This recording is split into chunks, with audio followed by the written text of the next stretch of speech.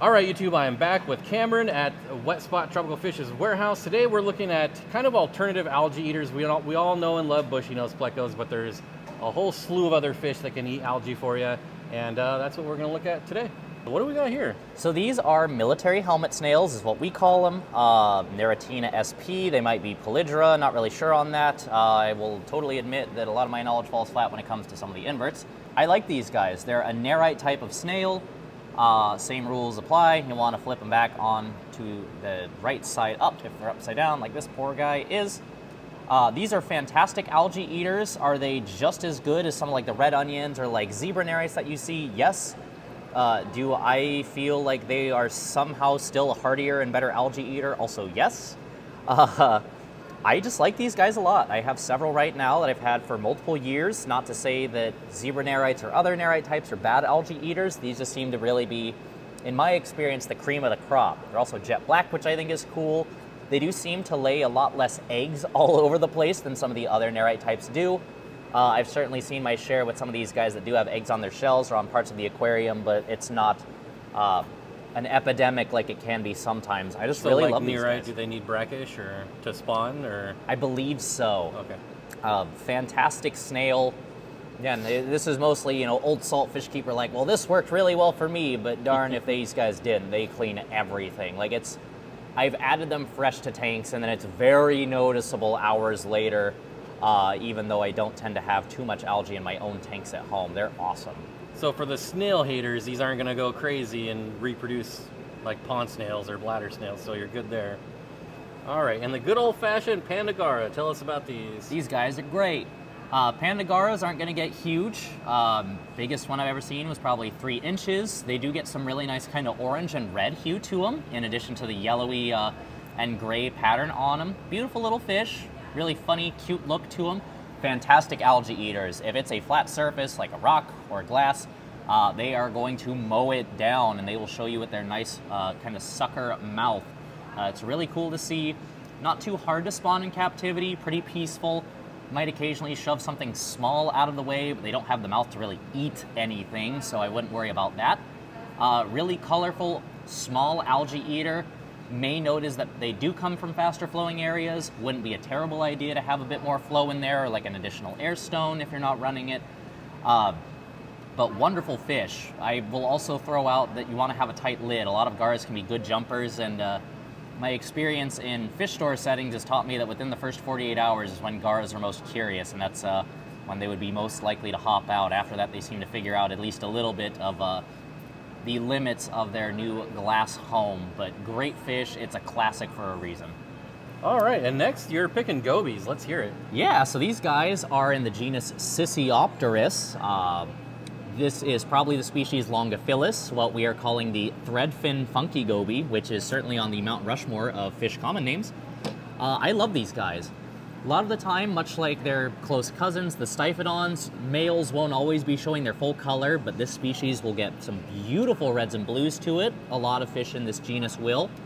Females are typically a little smaller. They don't have the crazy dorsal fins that the male do. There we go, a little bit of flaring right there. There we go, yeah. Very cool. But they're still going to be pretty reasonably sized. These are, I would say, about full grown. Very cool fish. These have, I believe it's like kind of a disc that they can form with their pelvic fins to make it adhesive. In nature, much like Steenfodons or fish in the genus Sissiopus, they would be kind of dwellers in mountain streams and, say, island areas. Very cool fish. Unfortunately, probably one that their larvae do need brackish or salt water to grow up or for their eggs to hatch. These guys are pretty decent algae eaters, I'd say. Whenever I've had these in the past, they'll crawl up the glass. Very good at crawling up the glass, or up a waterfall stream, or out of a tank if there's no lid. But really, really neat animals, very comical, and especially the big size makes it an extra treat that you can actually see them.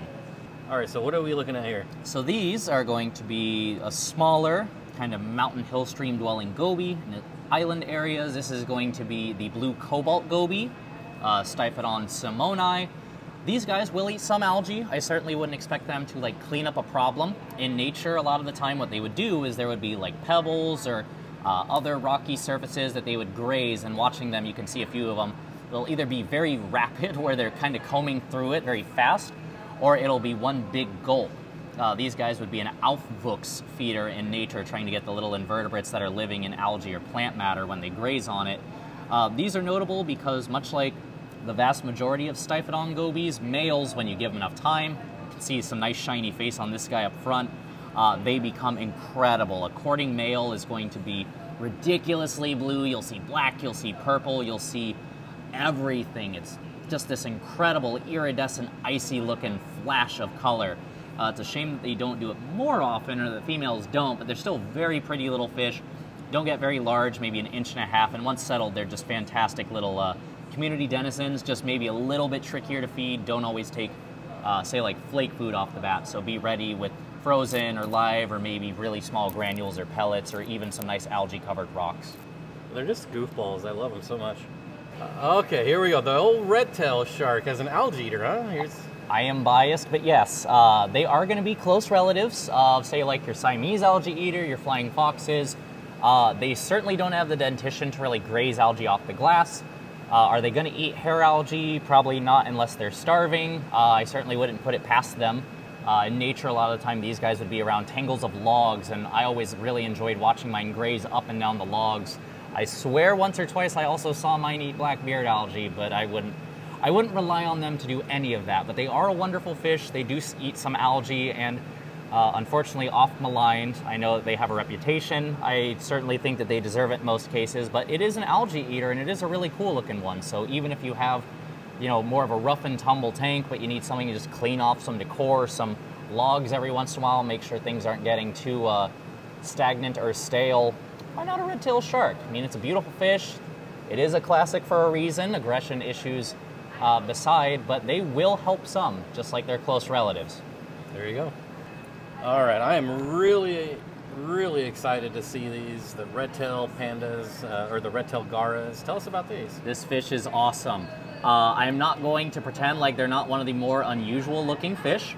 That weird pinched-in face is normal, I assure you. These are recently described. They're Gara Pannitvongi, named after, I believe, Thai scientist Non Pannitvong. Seems like a super nice guy. Recently published some fantastic books about fish from Thailand. Check them out if you can find them. These guys are going to get about 4.5 inches long. Males will get almost kind of like a weird little like horn that pops up on the top of that weird little shelf face they have. And inside that weird shelf face, that's a heck of a sentence, you'll have kind of like a little blue pointy looking horn, a cavity full of nuptial tubercles, which you'll often see. Many cyprinids get them. Almost looks like ick if you don't know what it is, little white spots all over the face that just say that they're in spawning condition or of sexual maturity. And then they'll have this beautiful red. The body is going to be kind of a bluish, like slate gray, and then a bright red tail. I think these guys are awesome. They're good algae eaters. They're beautiful. They're newly described. They're weirdos. They check every box for me. I love this fish. Yeah, I would love to go home with some of these. I'm so excited to see these for the first time. Yeah, they're impressive when they're big. A big male is something. And they look way better in person than on film. So there you go. Get them if you can. All right, so what do we got going on in here? This fish is great. This fish should be way more popular. This is Gara cambogiensis. You will occasionally see them through other wholesalers or retailers sometimes where they get an import of SAEs and they mistakenly get these. We're calling them the false SAEs, but they are certainly not false algae eaters. These guys are incredible algae eaters. Going to get about the same size as a Siamese algae eater, so all good there. Better color. You can see the nice yellow on the fins, the nice dark stripe. Seem to be less of a horrible butt head like a SAE will occasionally get to be. I love this fish. I think they're awesome. They're very easy to spawn. They're great algae eaters. They're gonna, I mean, look at these tubes in here. That thing's like clean. Yeah, these guys are great, great fish.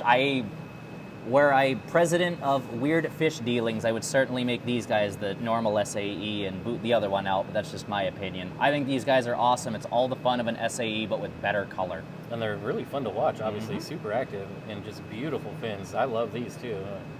This is a new one for me. I'm glad I got to see it. So this was actually one of my very first fish a long, long time ago, the flying fox. Tell us about these. I love the flying fox. These guys are kind of the intermediary between the sharks, which are not always amazing algae eaters, but look really good, and like the Siamese algae eaters, which I don't think are the most attractive fish, but certainly do a great job of cleaning. These guys are pretty decent algae eaters. Like their close relatives in nature, they would kind of graze along surfaces, so they're gonna help clean with that. They're not gonna window wash your front glass like, say, an Encystris will. Most fish, unfortunately, don't have the dentition for that. These guys are beautiful fish. I've got several nice big ones at home. Maximum size of 5 inches, but the gold on them is awesome. The black and white on is awesome. The finnage is super cool. They do great in big groups if you have the space for 5 or 6. A couple of them normally aren't near as combative, anywhere near as feisty as, say, the sharks can be, and they leave small fish alone. I love flying foxes. I think these are a great fish. I think that these are an awesome fish in their own right, and then they clean, and that's just an added bonus. I love flying foxes.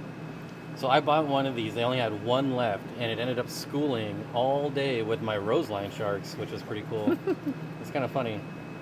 Really cool fish, super peaceful. Highly recommend them. So last on the list here, what do we got here? So this is the Reticulated Siamese algae eater, or what I think is a very funny name, sometimes also called the fishnet flying fox. These are Crossichylis reticulatus. These guys get a little bit bigger than your normal SAEs. I've seen some up to 6 inches long. When they are adults, they do have kind of a nice pleasing yellow undertone underneath the silver and that big black dot on the tail. I have absolutely nothing to substantiate this with other than the opinion held by many people who I trust and myself. I think these are better algae eaters than SAEs. They do the same thing. Really? They're going to clean off your plants. They're going to clean off sponges. They'll clean off decor. Still not going to be a window washer, so to speak, but they'll do a good job. They're a damn good algae eater. Fantastic at cleaning things, awesome fish, a lot of personality, and I will also say that I think this is the hardest fish possibly to catch in the whole room. I don't know how these things know how a human swinging a fishnet would work, but they know where you're coming from, and they're going to dart out at the last second. It is infuriating. I have no idea how they do it. Way, way smarter than your average SAE on that one. Wow, that's kind of funny. Awesome. All right, there you go. Alternative algae eaters, something a little different than your bushy nose or your mono shrimp. I hope you enjoyed it. As always, thank you for taking us around and showing us these beautiful fish. If you like what you saw, check out wetspotTropicalFish.com. Use code Steenfott10 for 10% off your fish order. And until then, we'll see you on the next time.